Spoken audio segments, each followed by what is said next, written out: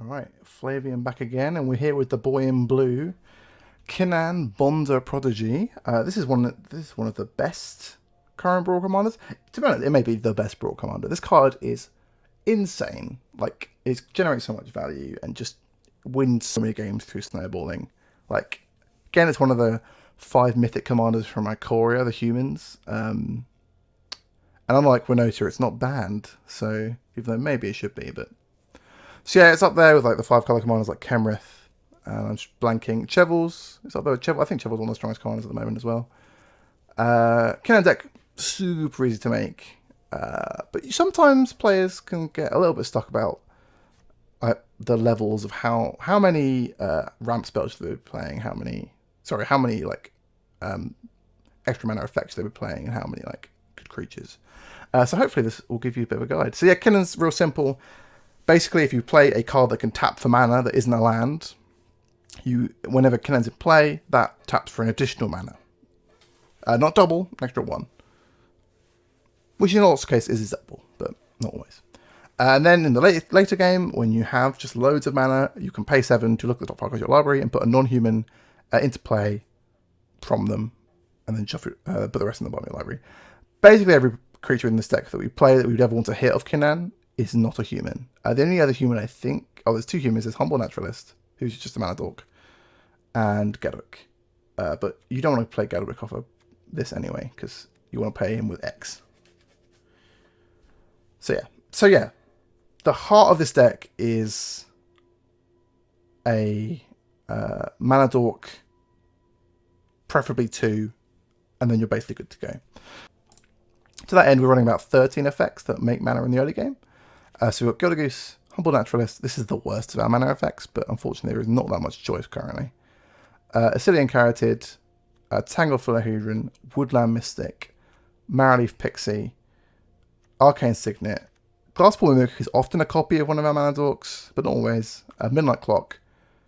And then we've got Llanowar Visionary, Rose Acolyte, Palladium Mirror, Skyclave Relic, Spinning Wheel. We would like some more 2 mana effects. 2 mana tap to add a mana effect, but there currently aren't that many in standard. When they add the next set, there'll probably be at least 1. There's normally 1 in every set. Sometimes you kind of get 2 with Eldraine had Rose Acolyte and Gildagoose. So we'll see how it goes. So yeah, basically the goal of the deck is to get one of those in play Kinnan, and play something else, and then if they don't kill any of your stuff, play a huge spell and be really happy with yourself. That's simple, really. So basically the rest of the deck is based around having a lot of mana in play, or all being just, like a good card. So we've got, you see there's like quite a big top end up here, because this deck can really handle massive top ends. The Great Henge is obviously one of the best green cards.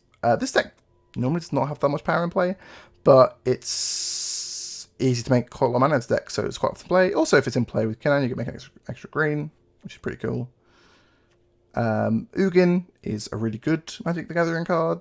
You may notice if you play Standard that Ugin's quite strong. He's quite good in this deck. He's normally a good way to recover if everything's going wrong, because blue-green is not great on removal. I tend to find I don't need him. Kinnan's pretty good without him, but it never hurts to have him. Also, you're more often than not plussing him rather than minusing him in this deck, but not always. Chromatic Aura, because it makes a bunch of mana and can draw cards in the late game, which can be useful. Nixbloom Ancient, because it makes 1 mana turn into 3 mana. If this Nixbloom Ancient's out and you untap, you've won the game. It's that simple. The amount of value you accrue off this card is insane, because it basically makes each 2 of your lands into 1 tap for Kinnan, 1 activation of Kinnan, which is absurdly strong. And if you've got a mana dork out, it makes 6 mana, because it makes 1, it doubles it. It makes 1, adds 1, and then times it by 3. So pretty nuts. Thorn Mammoth, because it's basically a green Brawl staple. Good removal spell, you can hit it off Kinnan, simple. Kog'Maw, same thing, but Kog'Maw has an upside, so that if Kinnan is targeted by removal, you can bounce it with Kog'Maw, making Kog'Maw indestructible, and meaning you can play Kinnan again for 2 mana. Very strong. If the 2 cards are out, it's sort of a lock for the opponent. Not like a strong, they can't do anything lock, but Kog'Maw destroys artifacts, destroys enchantments, he's a huge creature, he's basically indestructible. And Kinnan's basically constantly protected from removal. I think it's pretty good. Like, I'll often concede if Kinnan and Kog'Maw are in play and it's like turn 5. I think, okay, GG. Sublime Epiphany is one of the best blue cards. Costs 6 mana. Kinnan can make 6 mana really easily. Simple. Normally ends up copying a mana dork, but that's fine because Kinnan likes mana dorks. Elder Gargoth, one of the best green creatures. You can hit with Kinnan. Simple. Aisha, Soul of the Wind. Again, a solid green creature that makes all of your creatures tap for mana rather than just the ones that can tap for mana normally. Now, this does turn off Kinnan because he only counts non-land permanents that make extra mana, and Ashaya makes all your creatures into lands.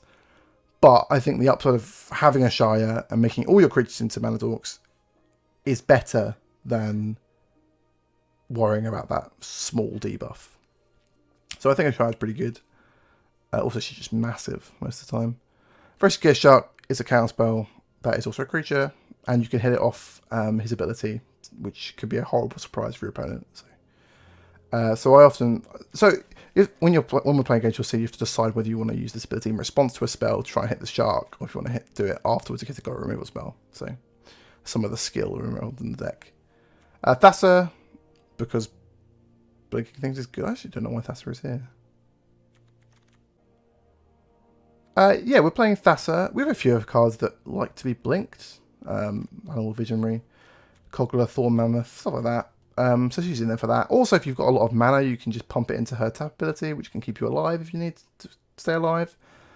Often you want to be using it for Kinnan, but sometimes you'll end up with like 11 mana. So it's like a nice extra thing to do. Questing Beast is one of the best green cards. You can hit off Kinnan, simple. Life Form Engine, because your deck makes so much mana, you can use this to copy your spells, which often means copying your creatures. And just having 2 of them, which is pretty good. Solemn, because it gets land into play, and it's a pretty good creature to have, and you can hit it off Kinnan. It's not a good hit off Kinnan, but it's still a hit. Gadwick, because it just draws X cards effectively, which is pretty strong. We've been through these. Urux is the best blue-green ramp spell in the format. Yeah. Definitely in this format, maybe even a Sorak as well. Balaga Recovery because it's a land, as well as you can recur something. I very rarely use this as a card or as a spell, but sometimes you'll need to get back like your Sublime Epiphany or your Cogler or something, and it'll win you the game. Neutralize because the way this deck plays, you might see it in some of the gameplay. I've not recorded the games yet.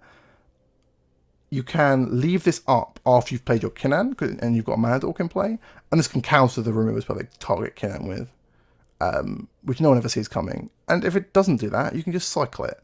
So I think this is probably the only 3-mana counter spell I currently play in this current format, until it changes in January. Yeah, so I think it's okay. I'm fairly high on it, to be honest. Brazen Borrower is a good blue card. Blue-green lacks removal, so having the ability to bounce something can be pretty useful, and it's a 3-on flyer. You basically never want to hit it off Kinnan, but sometimes you do, and it's the only thing, so you just take it, because you spent 7 mana on a 3-1 flyer. Huzzah! We've been through Midnight Clock. That's Intervention is a good X spell. You'll see there's quite a lot of X spells in this deck, because Kinnan's good with X spells. You can get 2 cards if you need 2 cards, you can counter a spell. I often counter a spell with this, but sometimes I feel like I need to draw 2 cards, but it's normally a counter a spell. This is just the Mana Dorks. Once Upon a Time. Now, people forget this card exists because it's banned in Standard, banned in Historic, and also banned in Pioneer. This card still exists and is currently legal in Brawl. This is exactly the kind of deck that wants to play it, because it is so important that this deck has a turn 2 Mana Dork. Like, it plays turn 1, maybe, if you don't have a Gilded Goose, because you're on right to have a Gilded Goose, turn 1, tap land or something.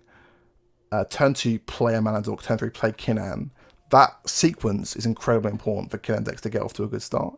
Once Upon a Time helps smooth out your draws, so that happens more often. Excellent card. I understand why it's banned in Standard and Historic, because it is too good, but it's illegal in Brawl, so you should probably play it. Might is the best 5 spell, makes something huge, and is an X spell. As Stonecoil Serpent, I have not been super convinced by Stonecoil Serpent. It's a terrible hit off Kinnan for starters. And also, when I have X mana open, I very rarely want to cast a big Stonecoil Serpent. I mean, sometimes it's useful. Protection from multicolored often gives it protection from commanders. I like the card generally, but I'm not sure if I super like it in this deck. So yeah, we'll play some games with this, and we'll see how we go. We'll see if we get crushed by any other Kinnan decks. The Kinnan Mirror is quite the thing. Okay, game one with Kinnan against Kinnan. Let's see how it does. So one of the most important parts of Kinnan is to make sure that you have some sort of Mad Orc in your opener. This has one. It's one of the tougher ones against Kinnan as well. They're going to be struggle to remove it. It can also cast Uro on turn 3, which I think is a pretty big deal. So yeah, keep this. Going first against Kinnan is pretty important because we need the speed of. We need to outspeed him basically. So if we do it one turn ahead of him or her, that's good. Alright, so after we pass Uro next turn, we'll want to probably Rose to Acolyte, because again, they're going to struggle to have any removal, so having cards that make 2 mana rather than a card that gets 1 is probably better, but maybe I'm wrong. I'm willing to see it. Cool, Cogler's a good draw. So this is real simple, we just play Kinnan. And then play Uro or Rose on Acolyte. If we play Uro, we can play Cogler next turn. Same as true of this. Let's play Rose Thorn, I think. I think either of those is fine there, but Rose Thorn's like probably going to make 2 mana. I imagine they're going to do a similar play. The clock's pretty good. Cogler, pretty good against the clock though. And Cogler's what we're going to be jamming here. Let's play the minute. Whoops. Cogler, get in play. And we'll kill their Kinnan. Resolve. So, the hope is that Cogler is going to be able to attack and destroy the midnight clock. We will keep the Rose Acolyte untapped so that we can make Cogler indestructible by returning Kinnan to our hand. Like I said, this combo pretty good, really hard to deal with. Bounce Spell is probably their best odds, or maybe the Fairy. I guess that would work. I think what we're going to do is we're going to bounce the Fairy instead.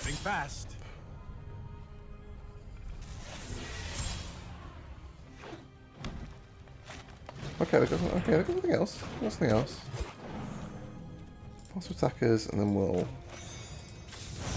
bounce the Fairy. Just slow him down, you know. Speed us up. Yeah, cool. Got the concede. So that was a pretty good draw from Kinnan there. The Humble Naturalist is like definitely our weakest mana dork, but the draw matched up that we drew mainly creatures to cart off it, so it ended up going pretty well. Okay, Kinnan versus the boar whose name I forgot. Ishan? Yasharan? Yeah, Yasharan. Cool. So this hand is not amazing. We have a mana dork, but it costs 3 rather than 2, which is a big downgrade. The Yasharan's going to be pretty weak at the creature removal. But I think we're going to have mulligan this. This hand's much better. It's got multiple time and tag off Adrian, so pretty solid. So we're going to start with a forest, because we want to play this as a mana dork, so we don't want to play the land.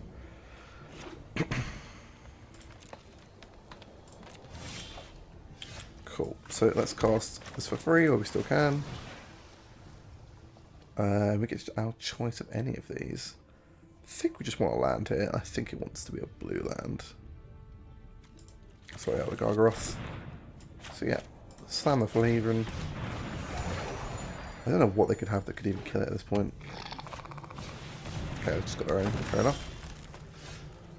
So now we can do the classic Kinnan turn at 3, which is play Kinnan and play a 3-drop mana accelerant. We can fight their thing. Is that good? Probably right. I'm not. I'll do it for 1, but I don't really need to. I'm assuming because they played Borders Enclave turn 2 that they don't have any white mana in their hand, so killing the bad dot that makes any colour is probably quite important.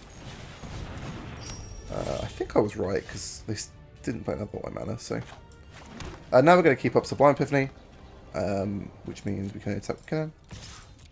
Or the Shark. Actually, the Shark better. Yeah, let's play Naturalists. Oh, we still have this up. Okay, we're good. This is the kind of absurdity that is Kinnan. I'm like, yeah, cool. Play out my spells, I guess. Advance my ball at the same time. Have a mana sink in case I have nothing to cast. Cool. So let's attack with these two. Count our mana quickly. So we have 6, 7, 8, 9, 10. 10 mana. Because we can only cast creatures off this guy, we're just going to cast a Carotid off him. And then we're going to end turn. Got a counter spell in case they try and wrath us. Then we can just start pumping out dudes with Kinnan. We might end up doing that anyway. We'll see what they play. Oh, they've got the cool blue water elemental. Okay. I still love my owl. He's a classic. That's with Conquer's Death. Exiling my Shark. Showing the Carotid. I don't know, I feel like I can just kill him so quickly if I do this.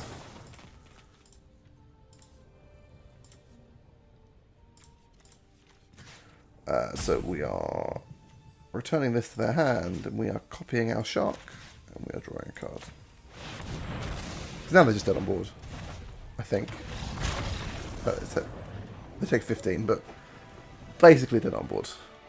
So yeah, another blindingly fast start from Kinnan. Opponent stumbled on mana, so Kinnan wins. It's that simple. He is not a fair Magic card.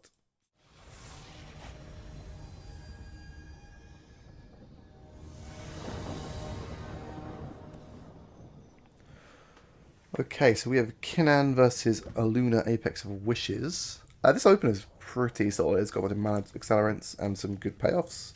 We need to draw some lands, but that should be doable. So we'll keep this. Aluna's pretty solid. The best way to deal with them normally is to try and make sure that you have no creatures on the board. So like really aggressively use your removal and stuff. But obviously Kinnan is not the best at removing opponent's creatures. So we're just going to have to try and outvalue them, which is doable. Interesting, two different forest choices here. Destiny Spin-Up is also pretty interesting. Assume this is to stop Giora getting counted. Okay. Alright, so play our third land, play Kinnan, and then we'll slap our Visionary down. Cool, one of the lands. Great draw. So next turn we have like Kogla, or we can play Gargaroth, or just some Rosethorn. We've got loads of options. That is one of the joys of Kinnan's. Just infinite mana creation. Kinnan's deck's in a weird spot at the moment as well, because there's not too many 2-drop good accelerants. Before rotation there was Paradise Druid and I think it's Incubation Druid, and those two are very strong. And the ones that he has at the moment are not as good. But obviously that can change as the new sets come out. So we'll see what the next couple of sets have for Kinnan. And then after that he will enter Historic, where there's tons of good mana dorks, so he'll have a great time. All green lands for our opponent currently in their 3-colour deck. Okay. Oh, a kick Skyclave Relic might be just the thing. Yeah, so what we're going to do is we're going to kick this Skyclave Relic, because it just makes an obscene amount of mana with Kinnan. And then we're going to just play this 2-3. They're pretty far off having like Storm's Wrath or something, so I'm pretty confident playing another mana dork there. And I don't really need to kill either of these creatures. Like, they're not super important. I wouldn't mind getting Color down, because it will it can fight one creature and destroy the other with its attack trigger, but again it can wait. But yeah, next time we're going to have just an obscene amount of mana. Are they playing mono green? Or are they just unlucky with their draws?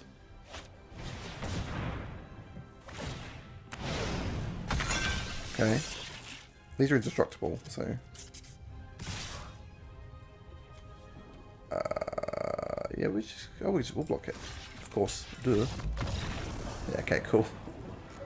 I mean, I don't know if they were playing like some weird mono green variant or they just had a really bad draw, but this start from Kinnan was pretty absurd, especially with no interaction. Like next turn, how much mana would we have? We'd have 4, 5, 6, 7, 8, 9, 10, plus another 6, so we'd have 16 mana. So we could play Kogla, even play this if we want to for some reason, and then also activate Kinnan or play out a Gargaroth. Just an absurd amount of mana for turn 5, plus the card we drew. It's just, yeah, you're not beating this draw. But it's one of the strengths of Kinnan. If he gets off to a fast start and you can't wipe his board, he'll just go off.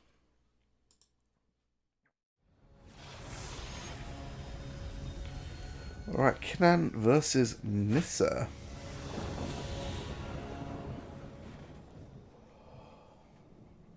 Okay, so this hand's okay, and this is probably going to be alright. Removing our creatures, which is a little bit irritating, but not. You could deal with it. It's not impossible to deal with. I think, however, this is our worst mana draw by quite a lot. I think I'm going to mulligan this hand. You could definitely keep that one and it'll be fine, but I'm mulliganing it. This hand I think is a little bit better, so we're going to keep this.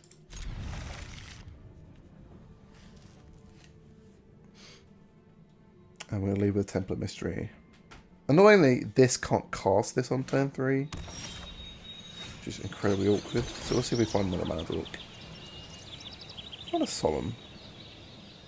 I think Solemn's fine. So we're going to have a bit of a slower draw today. It's slow to a point that maybe next time I just cast Spinning Wheel. Possible. Well, so we'll see what they do.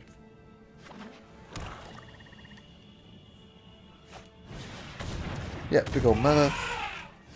Oh, Pixie, you're too late. What we can do though is we can play Kinnan, play Pixie, so that's fine. Do that. Pixie can also put pressure on Nissa. They play Nissa because it flies.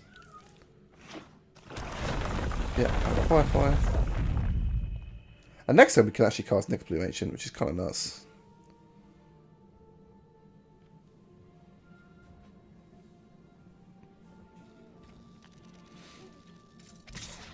Yeah, we're just going to take this. Okay, we're going to take a bunch. Sure. Like 9.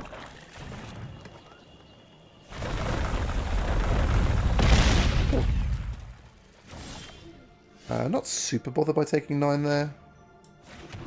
So we cast Nyx Bloom. We have 1 mana left. 1 mana makes 3 mana, so we cast Spinning Wheel off that. Then the Spinning Wheel taps to make, I believe it's 4, but it might be 6. If it's 4, it's Solemn. If it's 6, it's Gargaroth. So let's do that. And hope they don't have some sort of Black Wrath. The only Black Wrath in format doesn't actually deal with this, so we'll be fine. It is 4, not 6. Yeah, it's 4. Cool. We'll make 4. 4 green. We have 3 green and 3 blue in play, so we will get extra green. Why not? We'll attack for 2. Hooray! Got them.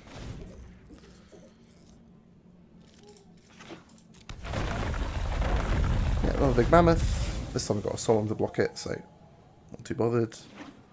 They really need to kill Nyx Blue Ancient, or they have just straight up lost. That's how Kinnan's ability basically works.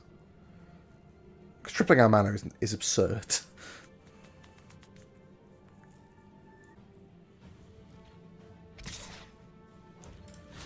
Solemn, your sacrifice, it is noble.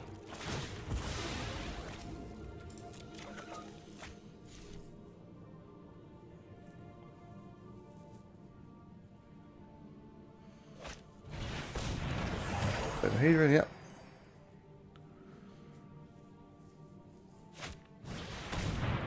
Yeah, make it slightly better for Hedron.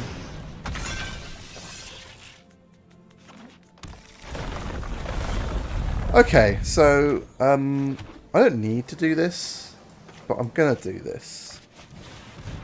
Like This is definitely overkill. But yeah, so I think we're going to activate Kinnan sorcery instant speed, even though we could get a questing boost if we do it now. So thanks for my double exclamation. So each one of our mana sources is tapping to make 6 mana, and each thing that we tap is making 7.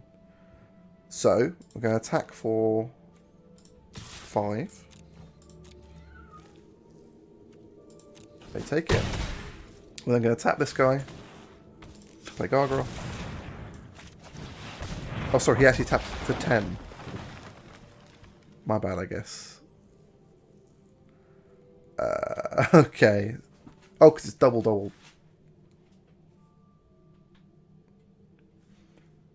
Oh, it's 3 and then 3 times 3, so it's 9 plus 1 from Kinnan. Okay, so we just have just infinity mana. Okay, so I'll activate Kinnan once as well with the mana in our pool. Okay, it's tapped more, but sure. Giant dude. Yeah, he's dead. It's Kinnan. Like, so as you can see, if you don't interact with the Kinnan deck, it will just kill you. It's kind of nuts.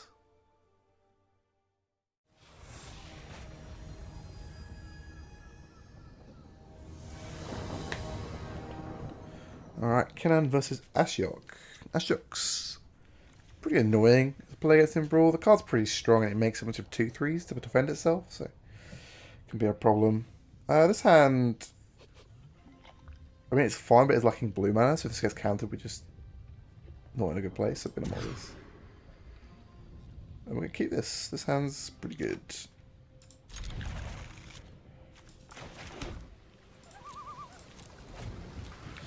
Okay, Ashiok, how many counter spells do you have for me today? I assume it's literally infinite. Then I'll play this for free. We're going to grab Gabwick, I think. Maybe the Forest was right there. Play the Pixie because it survived a Mox's Favor, which is not a card many black control decks play, but some of them do. So cool. So Pixie survived. Always nice. So we're going to drop Kinnan, and then we're going to play Rose on the fly, I think. So good start from the Kinnan deck. We'll see what Ashiok does to try and level things. This is going to be quite good against them. So they've just not tapped anything, so we're just going to not play into their counter spells, and we're going to attack for 2. They're going to take 2. So we have, not only here do we have active Sublime Epiphany, we also can activate Kinnan if we don't feel like we want to cast Sublime Epiphany. So I think we're in an okay spot to just pass turn. They might flash something in. I don't know. Flash 4. And into the Royal. Okay. So that doesn't actually stop Sublime Epiphany, because we have 4 mana plus this 2. So what I'm going to do is just let that resolve, I think.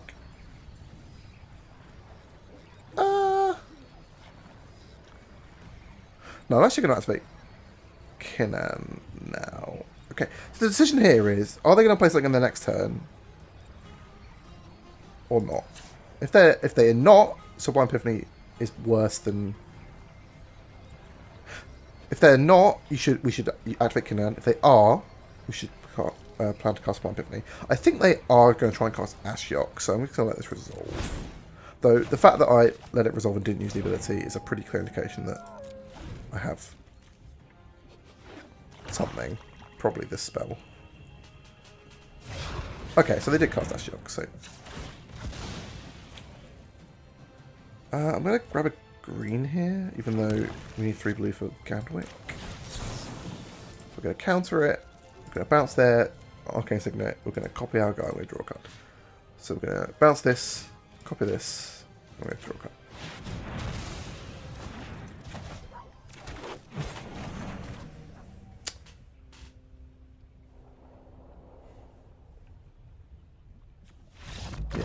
Sublime Epiphany, it does that.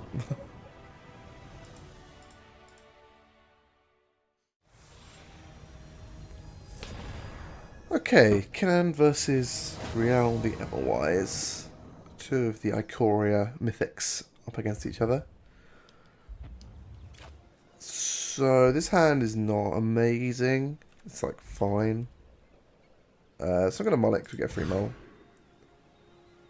This hand's pretty bad, so I'm going to mull it again. This hand's the best of the ones we've had so far, so I'll keep this. Probably Dishing Forest here, as a tag off leader could be one at a pinch. Palladium is not bad. Yeah, we're going to try and cast leader, I think. So let's not play as a land. So Riel, I think's pretty solid. I think she's definitely the best red-blue commander in standard currently. Our hand got way better.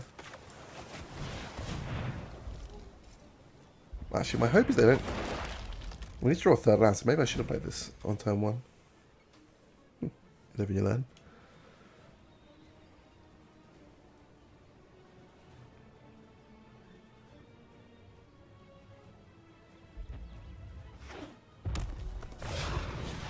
Okay, just a Riel from them.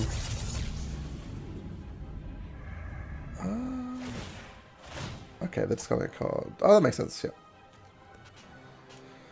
Because of Riel's ability, so I like that. It's a nice little bit of synergy. Right, so we didn't draw a land, which means I'm actually going to play Land of War Visionary without Kinnan.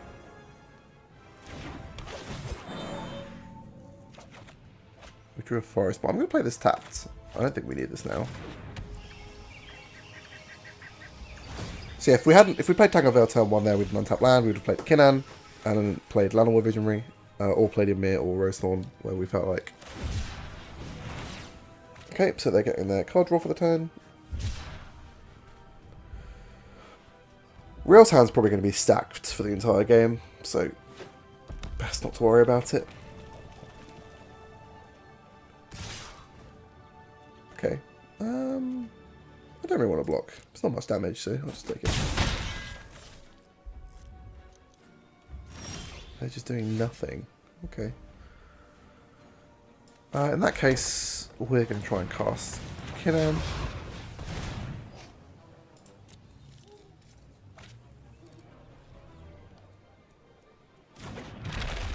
Okay, so that resolved. So this can make 2 blue, this can make 2 green, so we're going to tap this guy and this. And we're going to play Palladium here. And then the next time we just set up to like have a ton of mana. We're going to leave up Naturalize. Well, this, yeah, it's currently making 2. Cool. Just in case they do anything shenanigan-y. Like a Storm's Wrath or something. I don't know why they'd Storm's Wrath their board, but they might. Cool, they got a Shark. Yeah, control 2, make a 1-1. Pretty good.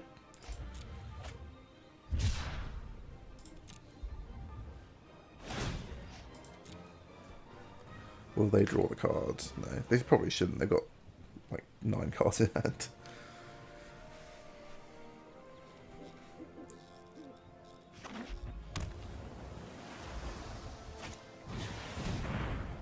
So that's going to make them a bunch of 1/1s. I think that's fine. The stuff I don't want them to cast is stuff that interacts with my board. Like that's the real problem currently.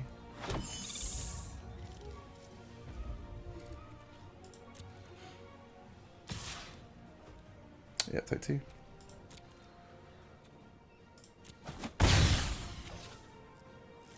Alright, so we didn't get to cast anything with Naturalize, but that's okay. Just drew our best counter spell, so that's pretty good. So what I want to do is I want to cast this where x equals 1. So let's... Because I want to fight Riel, I want to get her off the board. Because it really slows down this deck when Riel's not in play.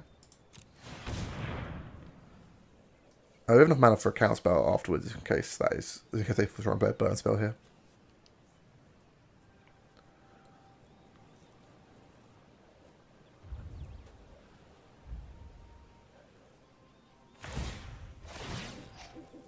Okay, they're just getting their card draw.